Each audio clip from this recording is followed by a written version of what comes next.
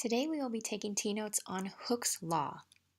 Robert Hooke is known as a Renaissance man of the 17th century. He was born in 1635 and he was known as a polymath. A polymath is just simply a person who has a wide knowledge of various subjects. And in this case, you can see that he studied many different areas of science. For example, with biology, he actually created the first microscope. He studied evolution. He coined the term cell while he was discussing the structure of cork. With chemistry, he worked with Boyle on Boyle's law.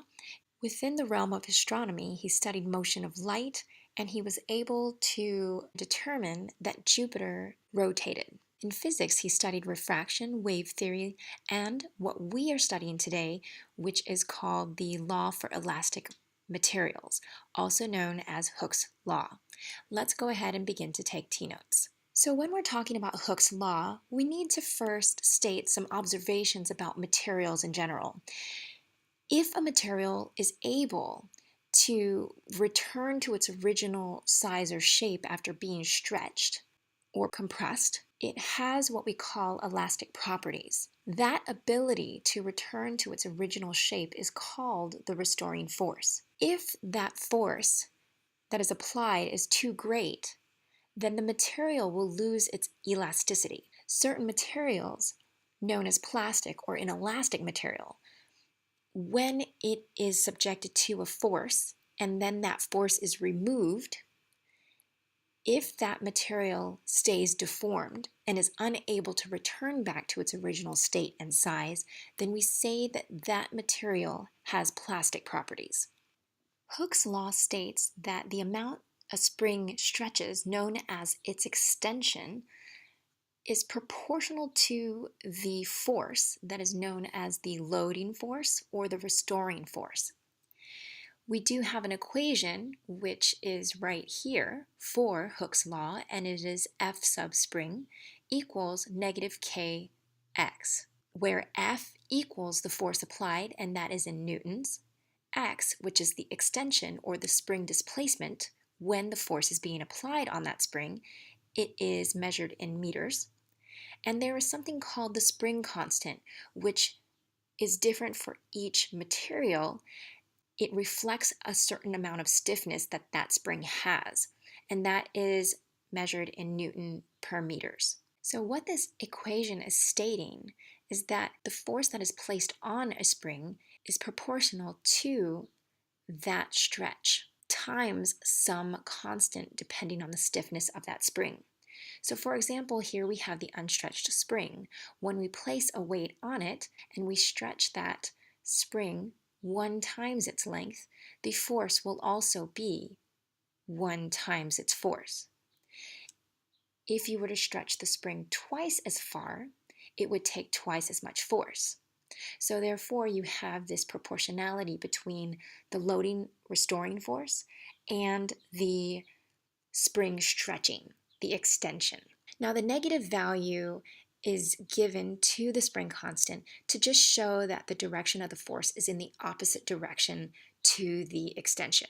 Here is an example for us to look at. If we place a 1 Newton weight, it will have a stretch of 2 centimeters.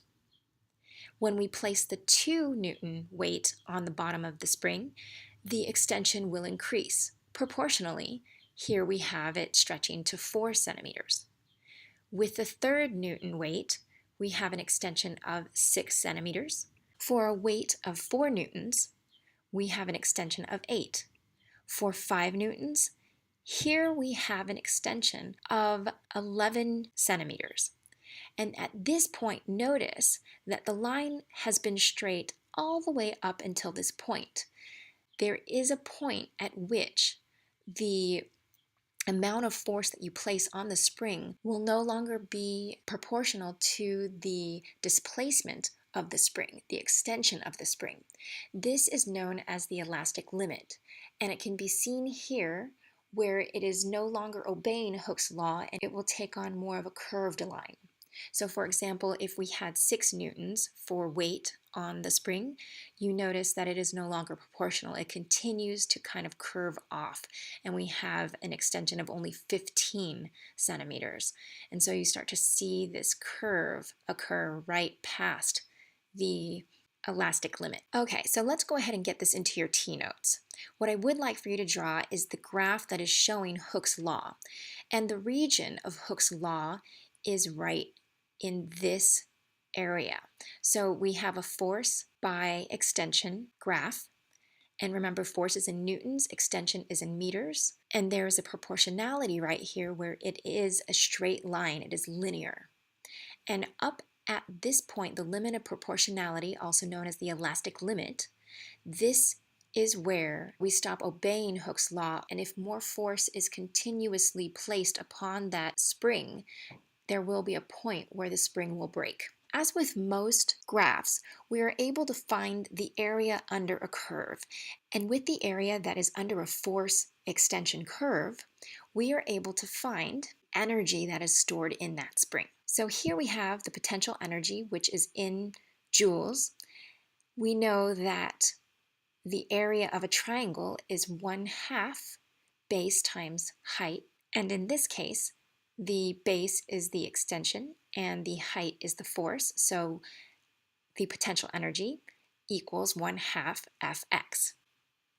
Now, when we take into account that F equals kx for Hooke's law, when we plug that into this equation, we then get the final equation that we would use in order to solve for the potential energy that is in a spring. We would then be able to solve the potential energy that is stored in a spring to be E sub P, P for potential, equals 1/2 kx squared. Now, your answer for energy will be in joules.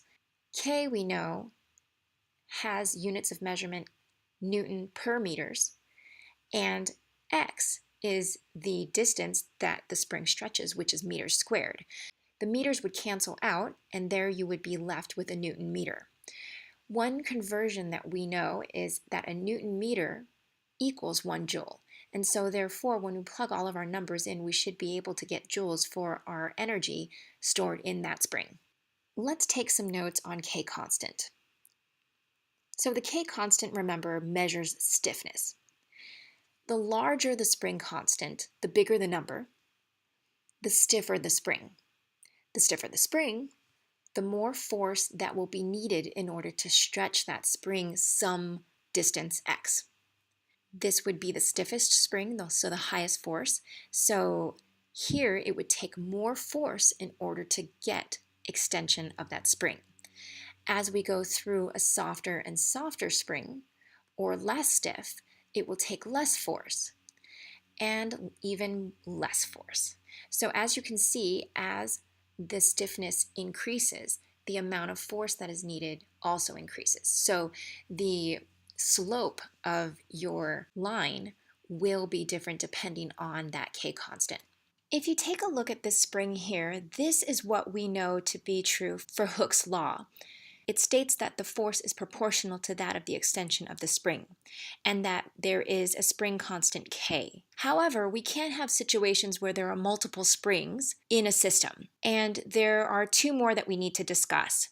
So one is called a series spring system, and this is where the springs are placed in line end to end. All the springs in this case experience the same load. Therefore, the total extension will then increase, which will create a lower spring constant for each spring. So here we have 2 springs,